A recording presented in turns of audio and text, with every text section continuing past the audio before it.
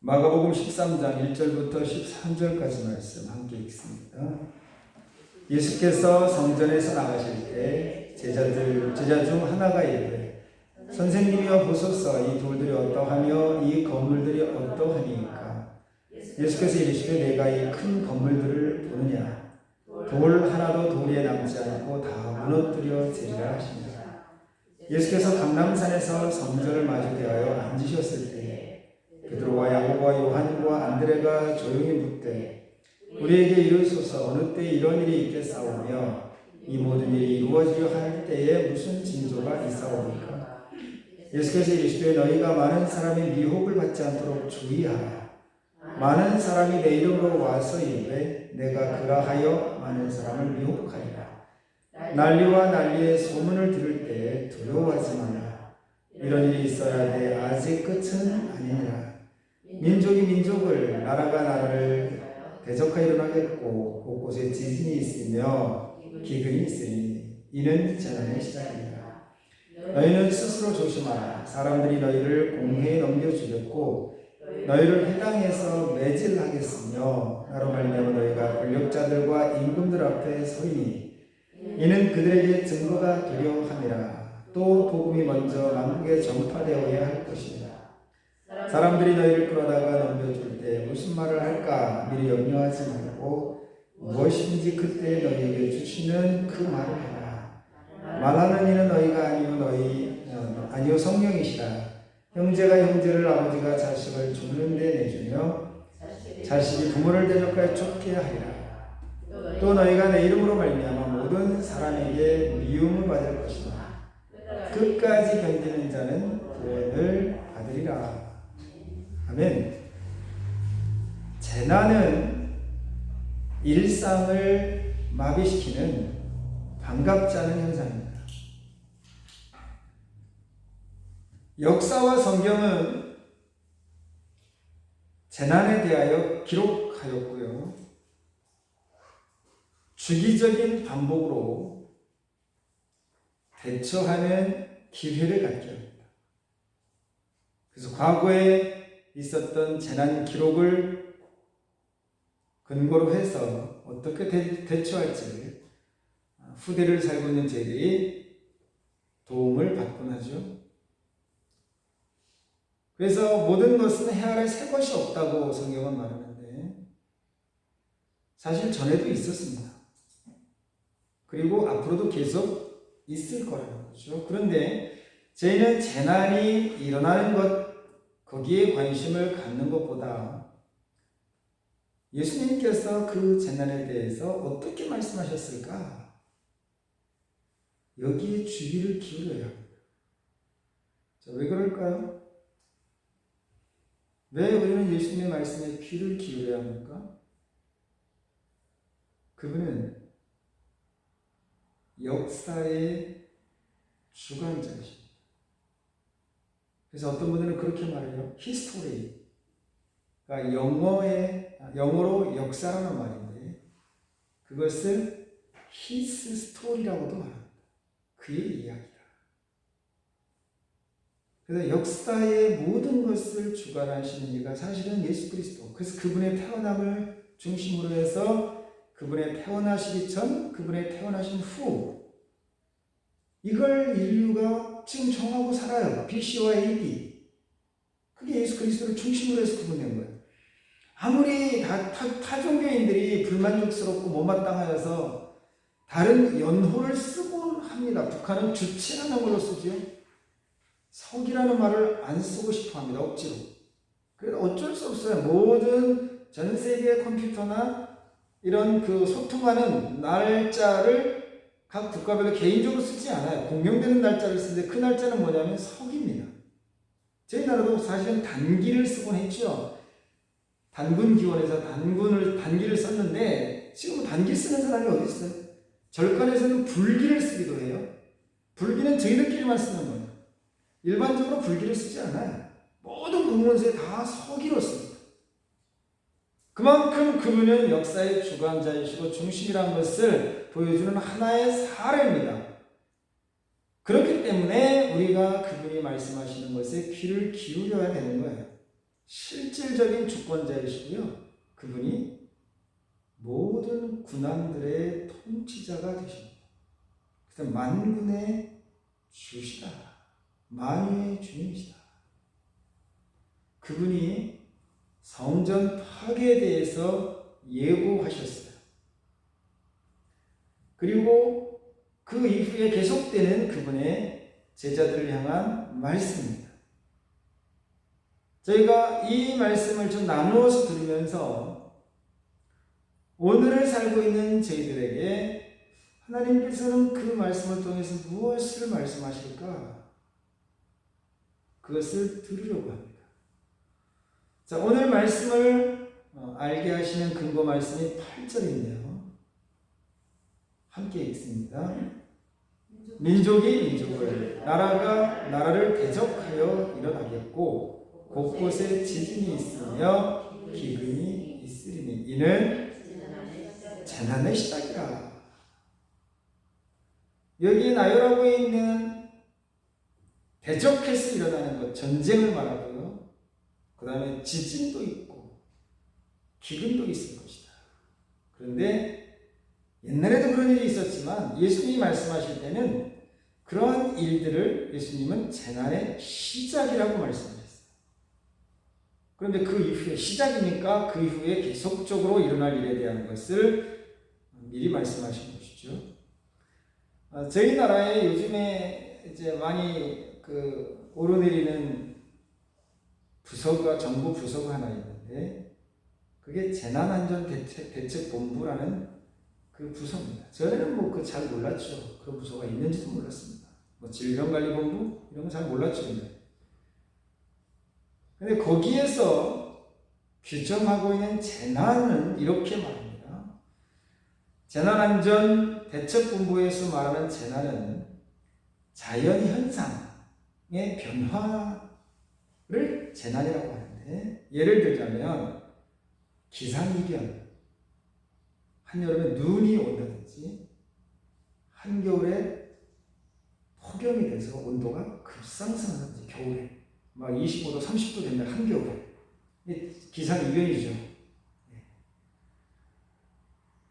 그런 기상이변이나 인위적 사고로 인명이나 재산에 피해를 입는 것, 그걸 재난이라고 규정합니다. 그래서 앞서 말씀드렸듯이 태풍, 그리고 폭우, 가뭄, 지진, 그리고 우박, 이런 거죠. 이게 이제 자연현상의 변화죠. 그런데 화재, 또 건물의 붕괴나 대기나 수질이나 토양이 오염되어서 다수의 사람이 목숨을 잃거나 재산에 손실이 있는 일들, 이런 환경오염. 지금 저희도 내용을 잘은 모르지만 150만 톤을 어디다 묻는다잖아요. 그거 하지 말자고 계속 얘기하는데, 솔직히 말해서 돈 많이 주면 그냥 다 받아줍니다. 돈 달라는 얘기예요. 다 받아줍니다. 그렇게 해서는 안 되죠. 정직해야 되죠. 돈 준다고 받아주면 됩니까? 끝까지 안 돼야지. 저희가 살고 있는 고향도 무슨 레미콘 사업체가 그 동네에 들어오면서 한 집당 500만 원이고 얼마씩 주니까 그냥 다 오케이 하는 거예요.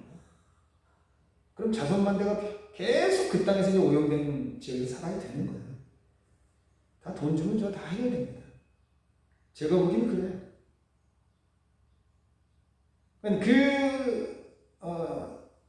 오염 물질로 인한 피해들, 가스 유출, 우리가 보았던 엑시트라는 영화는 독가스 유출입니다. 가스 유출에서 사람들이 죽어나가는. 그리고 이제 저희가 지금 거의 6개월째 겪고 있는 전염병, 인위적인 겁니다. 사람이 박쥐를 먹고 또 천상갑을 먹고 이런 식습관 때문에 벌어진 일이고, 동물이 매개체가 되어서 그것이 이제 사람들에게 피해를 입히는 그런 전염병은 인위적인 거라고 보죠. 그건 자연재해라고 보지 않아요. 인위적인 것이지. 그러니까 자연현상의 변화든 인위적인 일이든 어떤 것이든지 그 일로 인하여 인명과 재산의 피해가 일어나게 하는 것들이 재난이라는 거야.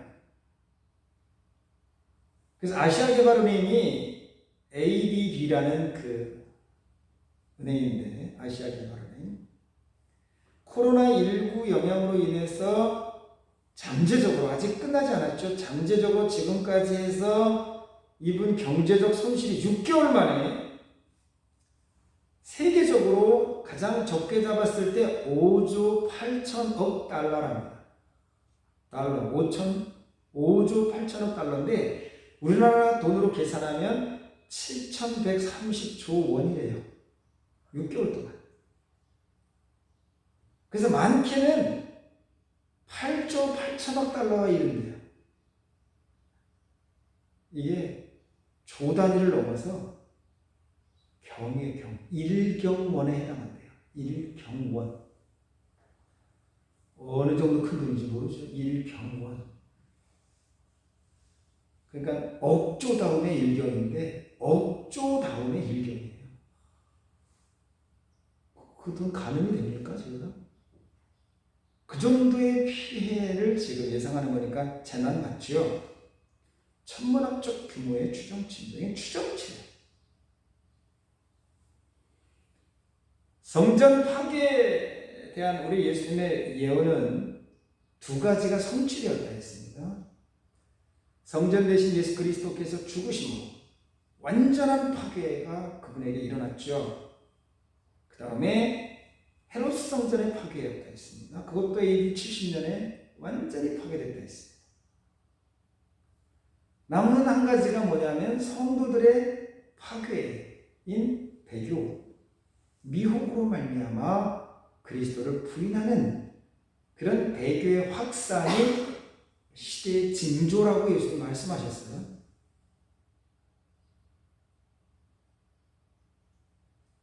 그리고 이 시대에 발생하는 재난을 통해서 또한 이 시대의 그 징조를 구분할 수 있다고 하는데 그 재난 가운데에서 하나님께서 무엇을 말씀하시는지를 오늘 저희에게 듣게 하십니다. 도대체 재난을 주시는 하나님의 뜻이 뭘까? 이걸 이제 저희에게 알게 하시는 거예요. 자, 성경 예레미야를 통해서 하나님께서 말씀하신 재난, 재앙, 이 화를 주신 이유가 뭘까? 우리 하나님이 말씀하셔서 정말 하나님이 이런 걸 원하실까? 여호와의 말씀이니라 너희를 향한 나의 생각을 내가 아나니 평안이요 재앙이 아니라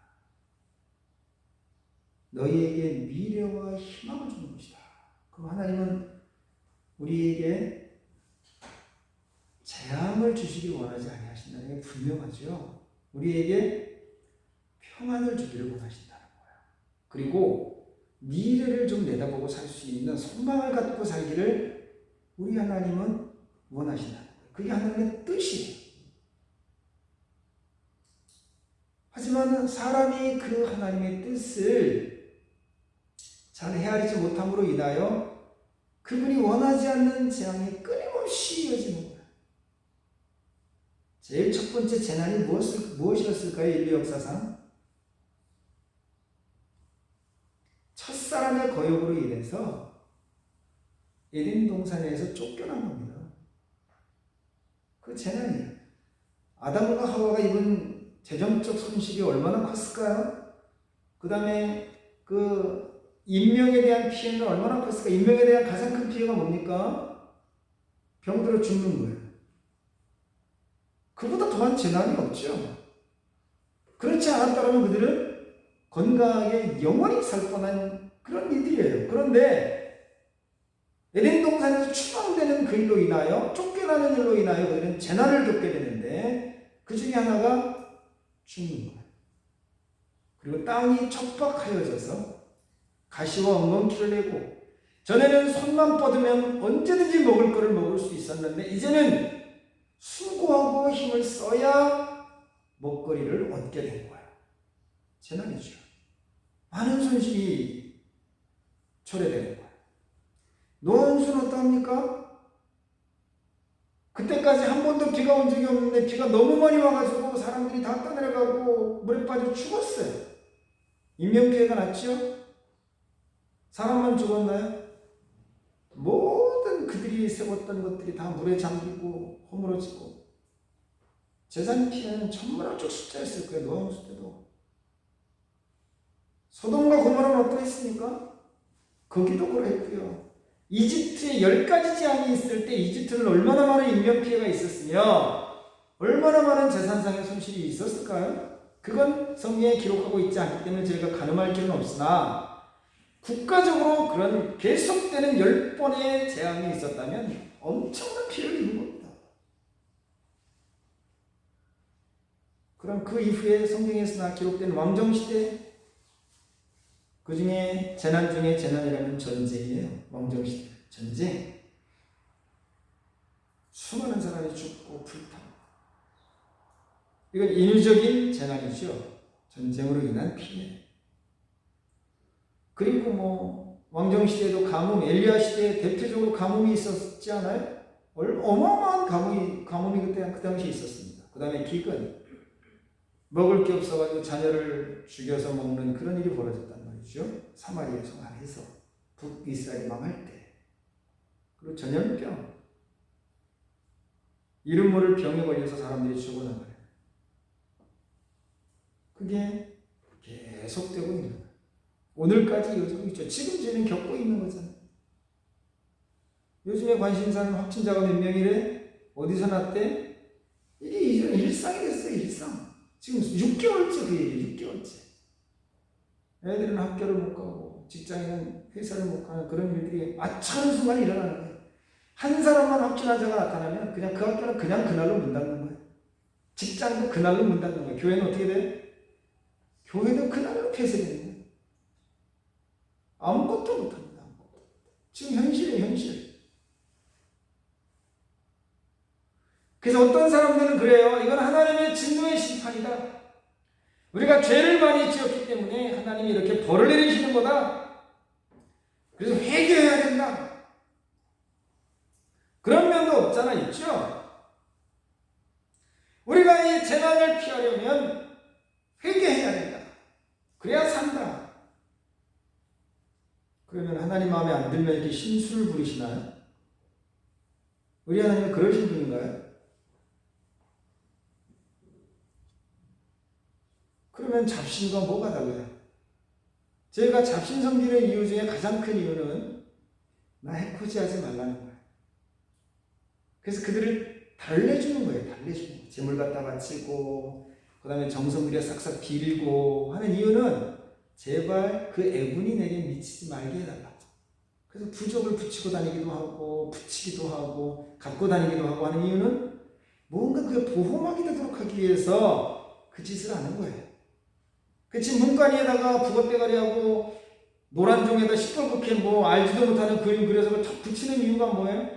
우리 집안은 좀 안전하게 보호해달라는 그 보호막을 거기다 쳐놓는 거예요. 애들도 뭐 12치신 열쇠고리 휴대폰고리 같은 거 어디 가면 만들어서 걸고 다니는 이유가 그 자기 태어난 띠가 쥐띠면 쥐의 그 어떤 이미지를 갖고 다니면 그게 나를 지켜줄 거라는 것 아닙니까? 젊은 애들은 뭐 별자리 이런 거 그냥 달고 다니는 거예요. 그게 자기 뭐 운명을 지켜줄 걸로 여기고. 그러니까 하나님을 섬기지 아니하면 막 화가 내게 미칠 것 같으니까 그분도 그런 식으로 그분을 잘 달래드려야 되고 또 그분 앞에 뭔가 잘못한 거 있으면 뭐 싹싹 빌어야 되고 그래서 우리가 재난을 면할 수 있다고 이렇게 말한다면 그냥 오해 소지가 있죠. 여러분 우리가 내가 잘못하는 대로 하나님 벌을 주신다면 어떻게 될 것 같아요?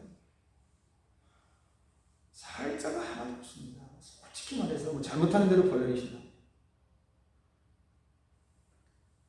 우리가 적어도 하나님을 아는 사람은 우리 하나님에 대해서 그런 오해를 하면 안 돼요. 내가 뭘 잘못해서 벌을 받았다. 그게 아니라 징벌의 수단으로 재난을 내리시는 것으로 성경은 기록하고 있지만 사실은 당신의 백성된 이들이 하나님보다 다른 잡신 아니면 우상을 더 섬기고 따름으로 인한 그런 결과라는 거예요. 하나님을 등지고 다른 신을 섬기면서 그들이 뭔가 자기를 보호해 줄 줄로 믿고 그들을 따르는데 전혀 보호가 안 돼서 거기에 완전히 노출된다는 말이에요.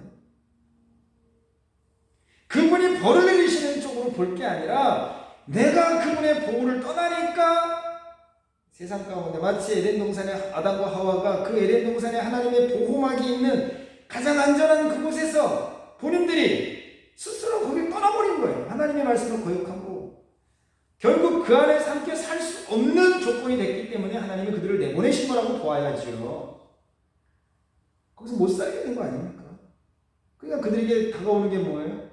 바로 재난이에요. 바로 재난.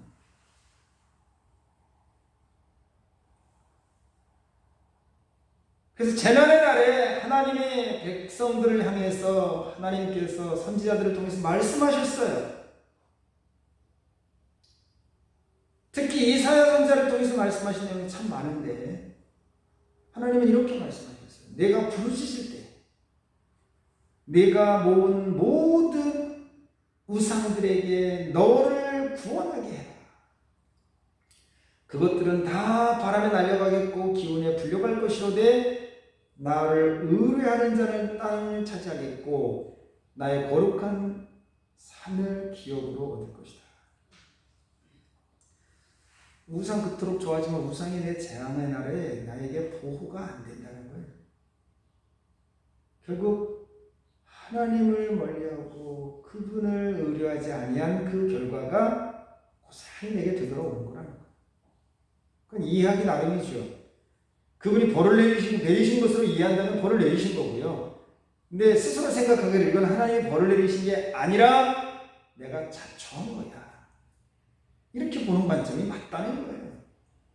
자, 거기에 대한 적절한 예가 두 아들의 비유에서 둘째 아들이 아버지 품을 떠나서 밖으로 나갔어요. 내쫓지 않았어요. 자기가 나갔어요. 자기 발로.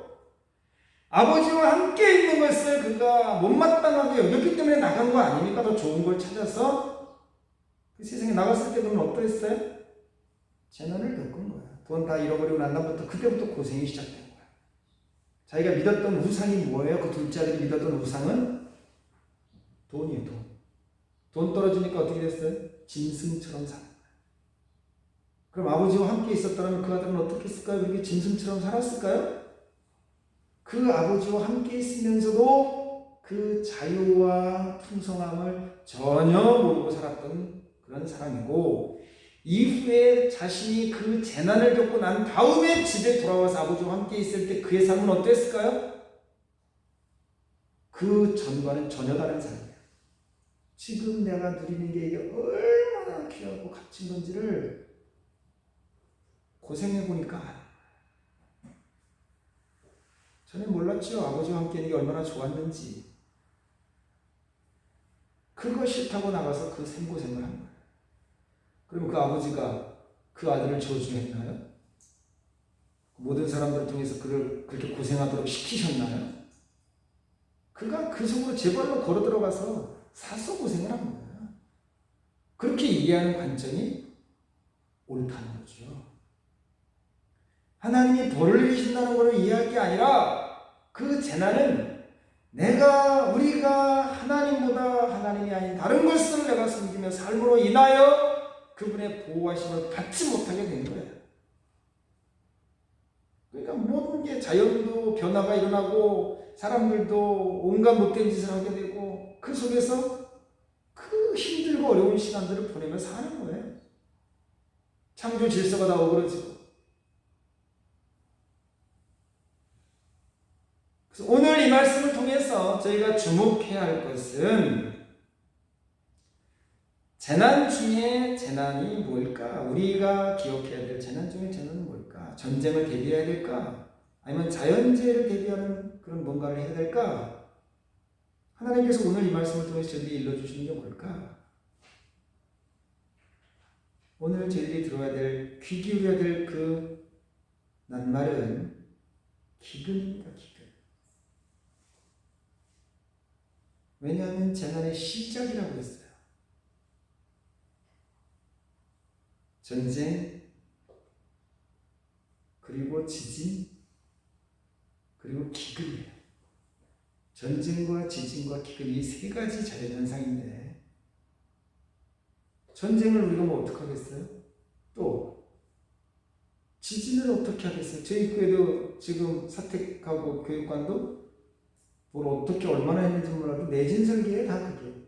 1층에다가 지는데 무슨 내진 설계를 합니까? 그리고 그것도 철골로 지는데 뭐 흑벽돌로 지는 것도 아니고.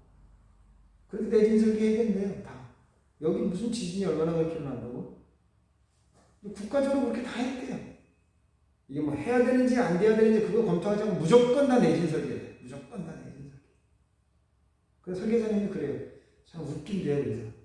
검토해봐가지고 이게 집안이 좀 약하다든지 지진의 횟수가 빈번하다든지 그런데 내진 설계를 하지. 그리고 몇 층 올라간다든지 그리고 건물을 뭐 벽돌로 쌓는다든지 이런 거 같으면 혹시 내진 설계를 하지만 이건 뭐 철골 짜가지고 그 위에다가 판넬 덮어가지고 짓는 집인데 뭘 내진 설계까지 합니까, 그거를.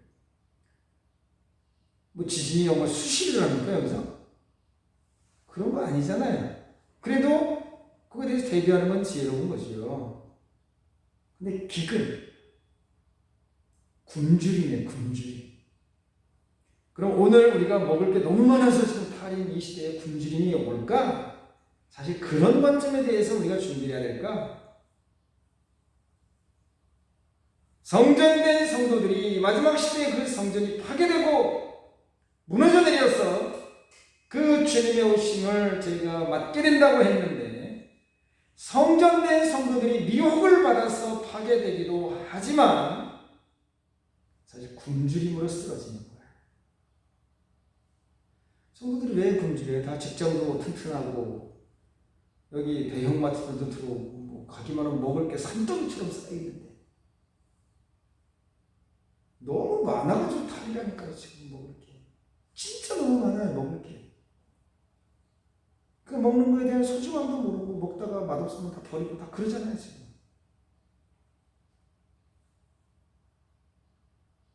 진정한 기근이 뭘까? 재난의 시작이라고 했는데 아모스를 통해서 말씀하셨어요. 주 여호와의 말씀입니다. 보라, 날이 이를지라 내가 기근을 땅에 보내리니 양식이 없어 주림이 않으며 물이 없어 가람이 하며 여호와의 말씀을 듣지 못한 기갈이라.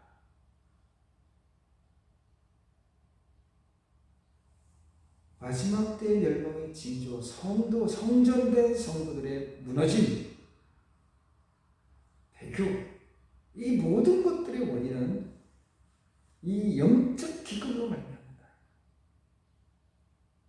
다시 말해서 마지막 때 멸망의 징조는 사람들이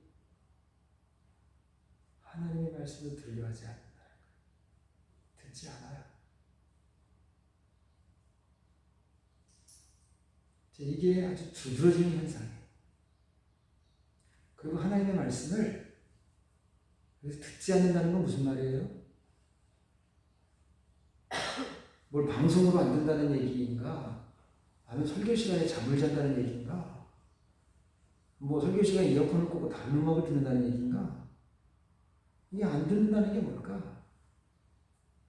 이게 안 듣는다는 거는 그분이 말씀하신 것을 따르지 않는다는 거예요. 솔직히 여러분, 어떤 목사님의 설교가 진짜 좋아. 그래서 많이 들어요. 제가 보기에는 그 귀를 즐겁게 해서 듣는 거예요. 그것도 자기 인생이 변화되는 사람 저는 못 봤어요. 그 메시지를 듣고 맞아. 내가 그럼 저 말씀대로 살아야지. 잘 일어나지 않아요. 왜 그럴까요? 그런 말씀을 잘 전하는 걸 우리가 찾아다닌다는 것은 귀를 즐겁게 하는 거예요. 내가 성경 한 절만 읽어도 하나님이 나에게 이렇게 말씀하셨으니 내가 이 말씀을 어떻게 지킬 수 있을까? 그걸 내가 고민하고, 그리고 뭐라도 그 말씀을 내 삶에서 행하려고 찾고, 그리고 애씀이 있을 때 그게 말씀을 듣는 거죠. 말세의 징조 중에 하나가 뭐냐면, 때가 이르면 사람이 바른 교훈을 받지 않는데 자기 듣기 좋은 말만 듣는 거예요. 귀가 가려웠어. 자기의 사욕을 따른 스승을 많이 듣네요. 그래서 자기 휴대폰에 즐겨찾기 해놓은 게 어느 교회 누구 어떤 목사님 설교, 어느 교회 어떤 목사님 설교, 세암교회 목사님 설교는 제가 뭐 별 볼 일 없으니까 그거는 링크도 안 돼 있죠. 방송도 안 하니까. 그런데 즐겨찾기, 어느 교회 유명한 목사님, 어느 교회 어떤 목사님 다 즐겨찾기 해놓고 하나씩 눌러서 듣는 거, 그게 낙이라고 생각해 보세요. 그럼 앉아가지고 이분의 설교는 이러하네, 저분의 설교는 저러하네, 좋으네, 어쩌네 저쩌네. 자, 그런 걸 계속 들으면 우리같이 미천한 사람이 말씀 전하는 걸 들을 때는 영 맛이 없죠. 뭐 제대로 조리도 안 되고 양념도 제대로 안 된 그냥 거친 그런 그 음식밖에 안 보여요. 이걸 어떻게 먹어? 안 먹죠. 안 듣고. 실제로 그럽니다. 우리가 호텔에서 나오는 그 식사를 먹는 사람이 집에서 웬만한 사람이 식사하고 밥 조리해서 주고 하면 그거 맛있게 먹을까요? 거기에 입맛이 길들여진 사람이? 어렵죠. 내 입맛이 고급이 된 거예요. 아무거나 주는 대로 먹어야지 이게 하는 사람도 마음이 기분이 좋고 먹는 사람도 기분이 좋은 거잖아요. 근데 이게 입이 고급이 됐어요. 그냥 입에 살살 녹는 것만 맨날 먹고 다녔어요. 집에 있는 게 그런 음식이 어디 있어요? 그렇지 않죠? 우리가 세상의 멸망의 징조 중에 하나가 뭐냐면 이것도 교회 안에서 시작됩니다. 죄악의 만연이 아니라 성도들의 생활의 근거가 귀를 즐겁게 하는 것에 맞춰져 있다면 이거 큰 문제입니다. 지금 설교자들도 조심해야 되고 준비하고 잘 해야 되지만 들어야 됩니다. 말이 어눌하고 앞뒤가 안 맞아도 우리 목사님 말씀하시는 거 들어야지. 그러면 같이 사는 건데, 그렇지 아니하면 결국은 그런 거 찾아 돌아다닐 거 아니에요? 여기저기 기록거리고 뭐가 좀 좋은 게 있을까? 누가 좋대더라. 아이고 그 설교 참 은혜롭다더라. 그거 들어봐라. 어떻게 만들어진 건지도 모르고 그분의 삶이 어떤지도 모르는 거죠. 그래도 규모 있고 뭐 대형 그런데 가면 자기도 대형인 줄 아는 거예요. 목사님 얼굴도 못 만져보고 얼굴도 못 보고 손도 한번 못 잡아보면서 그 목사님하고 밥도 같이 못 먹으면서, 제가 우리 교회 교우가 일하는 직장에 김밥을 한번 사가지고 갔어요. 사서 배고플 때 먹으라고 갖다 줬더니 그 직원이 그래더래요. 야, 니네 교회 목사님은 김밥도 갖다 주시냐? 세상에 목사님이 어떻게 그런 걸 하냐 그러더래잖아요. 아니 그거 대단한 거 아니잖아요. 김밥 갖다 주는 거. 근데 그 초대형 교회에서 목사님이 내 직장에 와서 김밥 갖다 주고 컵라면 가서 물 부어주고 커피 타주고 뭐 이런 거 해줄 거를 기대하나요? 스타입니다. 거기는 스타. 그거 뭐 좋다고 해서 얼굴만 보고 오는 거 그걸 뭐 좋다고 그렇게 합니까? 저희 같은 경우는 얼굴만 보고 있는 거 아니잖아요. 같이 풀도 뽑고 빈대떡도 부쳐 먹고 애들은 뭐 물청소도 하고 다 그렇게 같이 하잖아요. 근데 이게 얼굴만 보는 데 가서는 어디 가기 우리 집에 오면 주님 재림하신 줄 알고 난리가 나는 거예요. 저희는 일상이에요. 일상. 멸망으로 인도하는 문은 크고 그 길이 넓어 찾는 이가 많다고 했어요. 하나님께서 이 교회에 하나님의 말씀을 선포하도록 하나님의 사람을 세우셨어요. 주님의 사자를.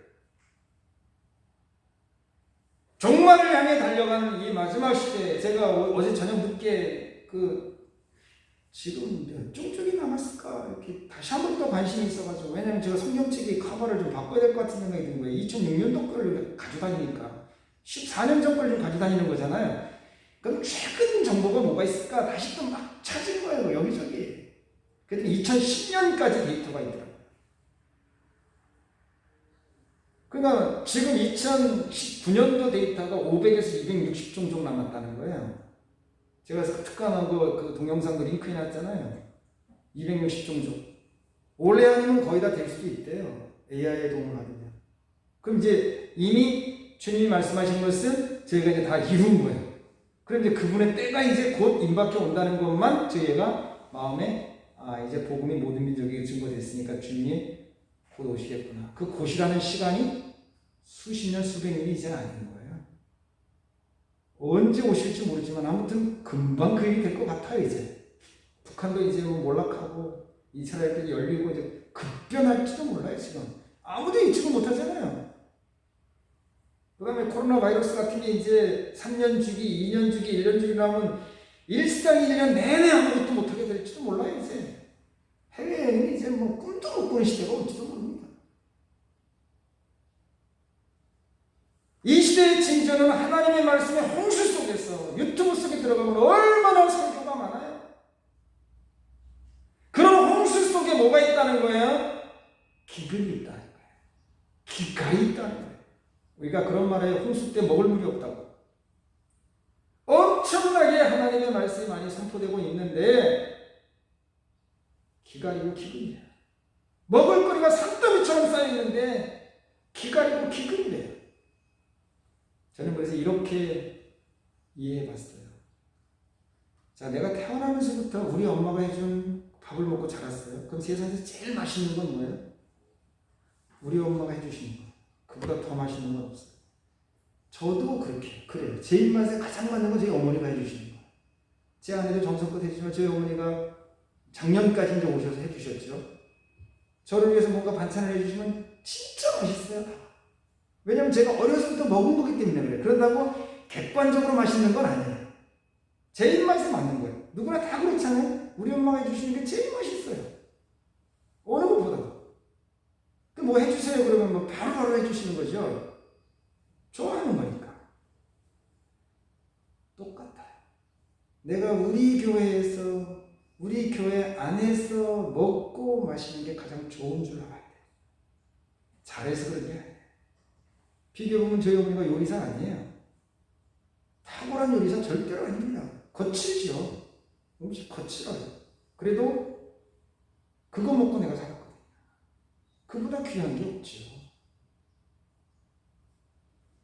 내게는 최고의 먹거리에 그게 우리 교회 안에서 먹고 마시는 게 최고인 줄 아는 게 지혜지.